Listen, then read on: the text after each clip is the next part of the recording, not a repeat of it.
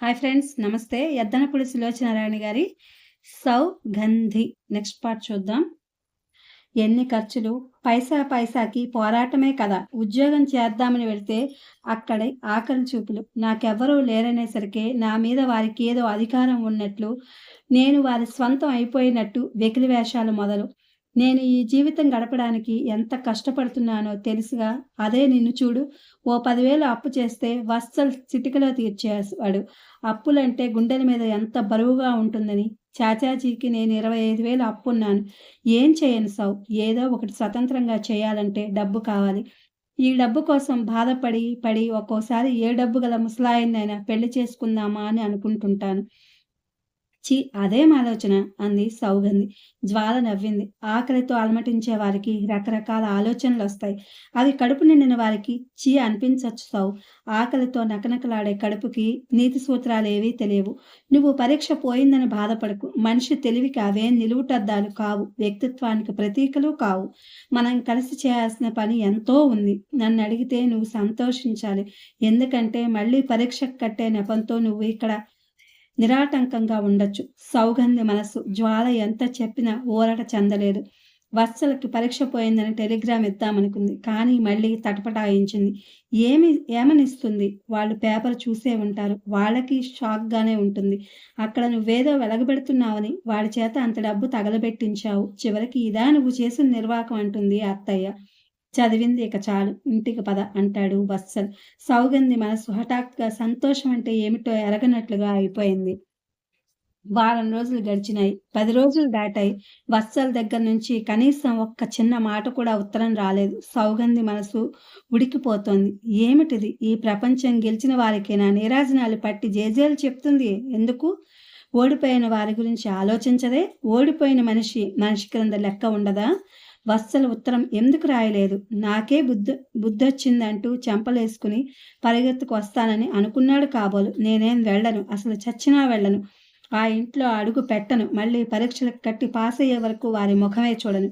రోషంగా అనుకోసాగింది సౌగంధి. ఓ ప్రక్క పరీక్ష పోయిందనే బాధ, వత్సల ఉత్తరం రాలేదనే బెంగ మరో ప్రక్క. సౌగంధి కూర్చుని వ్రాసుకుంటోంది. సౌ గుమ్మంలో నుంచి పిలుపొచ్చింది. సౌ తల తిప్పి చూసింది. ఎదురుగా చిత్ర నిలబడి ఉంది. ఎప్పుడొచ్చావు నువ్వు? రారా? ఎదురు పరిగెత్తుకు వెళ్ళి చేతులు పట్టుకుంది. అత్తయ్య ఎలా ఉంది అంది. ఆవిడకేమైంది అంది సౌ. సౌ నువ్వు ఏ లోకంలో ఉన్నావు? అత్తయ్యకి పెరాలసిస్ వస్తే ఈ ఊరు తీసుకొచ్చారుగా. నేను తనని చూడ్డానికే కదా వచ్చాను. 4 రోజుల క్రిందటే పంపమంటే మా ఆయన ఇదిగో అదిగో అంటూ వెళ్ళడానికి పర్మిషన్ ఇచ్చేసరికి ఈ రోజైంది. అత్తయ్యకు పెరాలసిస్ వచ్చిందా అంది సౌగంధి. ఏమిటమ్మా నీ ధోరణి? హాస్పిటల్కి వెళ్ళలేదా అంది చిత్ర. సౌగంధి చప్పున చిత్ర చేయి గట్టిగా పట్టుకుంది. అత్తయ్య ఇప్పుడు ఎక్కడుంది? అయ్యరామా ఇదేం గొడవ? నేను నిన్ను అడుగుతుంటే నీకు తెలీదా? నమ్మలేనట్టు అడిగింది. సౌగంధి కళ్ళ వెంట గిర్రున నీళ్లు తిరిగినాయి. తల అడ్డంగా తిప్పుతూ ఊహూ అంది. ఇదేం చిత్ర? చిత్ర బుగ్గలు నొక్కుకుంటూ ఆశ్చర్యపోయింది.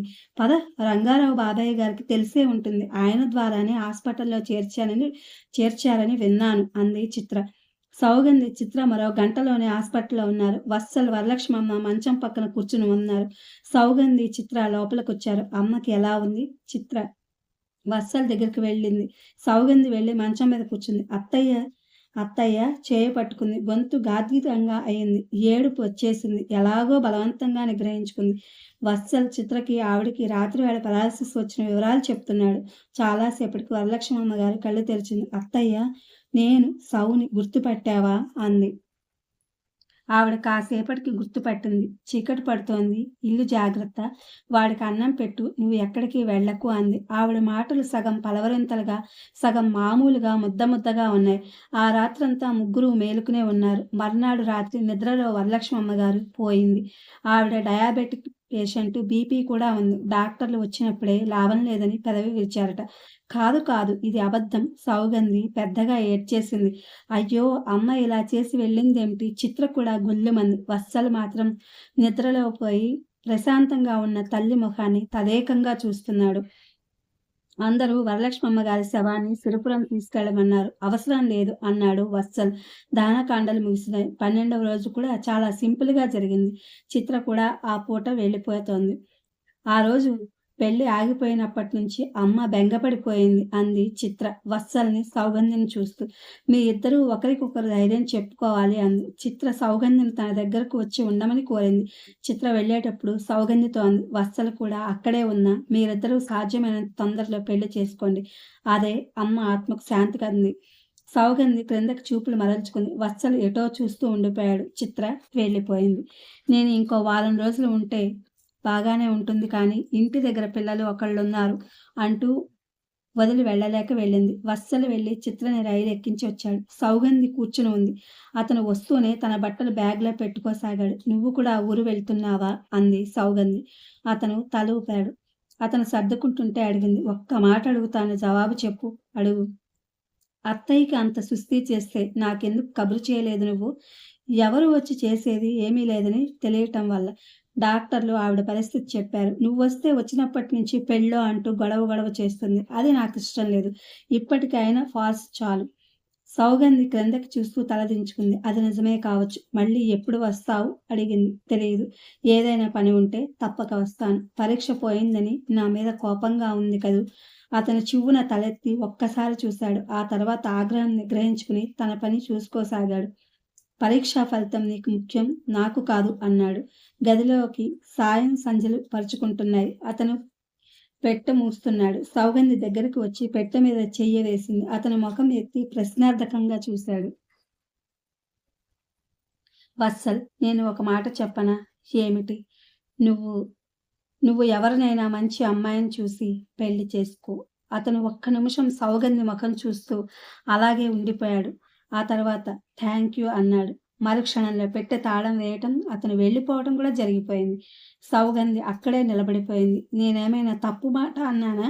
తనను తాను ప్రశ్నించుకుంది. లేదే, నేను అతని క్షేమం కోరే అన్నాను అనుకోసాగింది. అత్తయ్య లేదు. నేను మళ్ళీ పరీక్ష కట్టి పాస్ అయ్యే వరకు సిరిపురంలో అడుగు పెట్టను. నేను ఇక వత్సల్ని ఒక్క రూపాయి కూడా అడగను. నా అంతటి నేనే కష్టపడి సంపాదించి చదువుకుంటాను అనుకోసాగింది. తన అన్న దాంట్లో చెడ్డ మాట ఏమీ లేదే. తను ఆ పల్లెటూరు వెళ్ళి ఉండలేదు. అతను ఇక్కడికి రాడు. పెళ్ళి అంటే జంజాటం పెట్టుకుని ఉన్న ప్రేమలు నాశనం చేసుకునే కంటే అలా స్నేహితులుగా మిగలటం నయం కదూ. ఆ రాత్రి జ్వాల పొద్దుపోయిన తర్వాత వచ్చింది. సౌ, అందరూ వెళ్ళిపోయారా? ఆ, వత్సలు కూడా. ఆ, ఏం లేదు, ఊరికే అడిగాను. నువ్వు ఊరికే ఏది అడగవు మరి అంది సౌ. ఆల్రైట్, చెప్పేస్తాను. మంచి బిల్డింగ్ ఒకటి అమ్మకానికి వచ్చింది. వత్సలు ఏమైనా కొంటాడేమోనని. సౌగంధి వెంటనే అనేసింది. కొనడు. ఇవే చెప్పేస్తావేం? నాకు తెలుసు. అసలు ఏమైంది? అలా ఉన్నావెందుకు? జ్వాల అడిగింది. సౌగంధి చేతులు జోడించి దండం పెట్టింది. దయుంచి నన్నేమీ అడగకిక. ఆల్రైట్. జ్వాల వెళ్ళిపోయింది. సౌగంధి చీకట్లో మంచం మీద ఆలోచనగా కూర్చుండిపోయింది. అత్తయ్య లేకుండా ఆ ఇల్లు ఊహించుకోలేకపోతుంది. ఆ ఇంట్లో వత్సలు ఒక్కడు ఎలా ఉండగలడు? తనకి వెంటనే వెళ్ళిపోవాలని ఎంతగానో అనిపిస్తుంది. వత్సల్, నువ్వు అక్కడ ఉండొద్దు, నాతో వచ్చేయని బలవంతంగా పెట్టి తీసుకురావాలనిపిస్తుంది. కానీ తనకు తెలుసు వత్సల్ ఆ ఊరు వదిలి రాడు. తను కూడా ఈ ఊరు వదిలి వెళ్ళలేదు. అందుకని ఈ జీవితాలు ఇక కలవవు. జ్వాల మర్నాడు వచ్చి, సౌ, నారాయణరావు గారి కొడుకుకి కట్నం తీసుకుని పెళ్లి చేస్తున్నాడు. మనం మన అసోసియేషన్ తరపున వెళ్ళి కాస్త బాగా గలాటా చేయాలి. నువ్వు 10 గంటలకి రెడీ అవ్వాలి అంది. సౌగంధి దండం పెట్టింది. పరీక్షలు అయ్యే వరకు నాకు ఇంకేం చెప్పొద్దు. నాకు చెవికి ఎక్కవు. ముందు మన జీవితాలు మనం ఉద్ధరించుకుంటే ఆ తర్వాత మిగతా వారిని ఉద్ధరిద్దాం అన్నాను. అంటే నీ ఉద్దేశం ఏమిటి? జ్వాల రెట్టించింది. సౌగంధి జవాబు చెప్పలేదు. చెప్పి ప్రయోజనం లేదు. జ్వాలతో తర్కంలోకి దిగితే ముందు మనం మతిపోతుంది. వారం రోజుల తర్వాత వత్సల దగ్గర నుంచి 4000కి డీడీ వచ్చింది. నాకిప్పుడు డబ్బు అవసరం లేదు. నీకు చాలా కృతజ్ఞతలు, సౌ అని ఉత్తరం రాసి దాన్ని తిప్పి పంపేసింది. అమ్మో, అంత డబ్బు తిప్పి పంపేశావా? మనకి ఎన్ని ఖర్చులున్నాయి అంది జ్వాల. ఖర్చులు తగ్గించుకోవడం మంచిది. నేను తగ్గించేసుకున్నాను అంది సౌగంధి. నువ్వు చాలా మారిపోయావు సౌ అనేసి జ్వాల అక్కడ నుంచి వెళ్ళిపోయింది. అవును, చాలా మారిపోయాను అనుకుంది సౌగంధి. ఇది ఫ్రెండ్స్, పెద్దనప్పుడు సులోచనారాయణ గారి Saugandhi. Thank you for watching.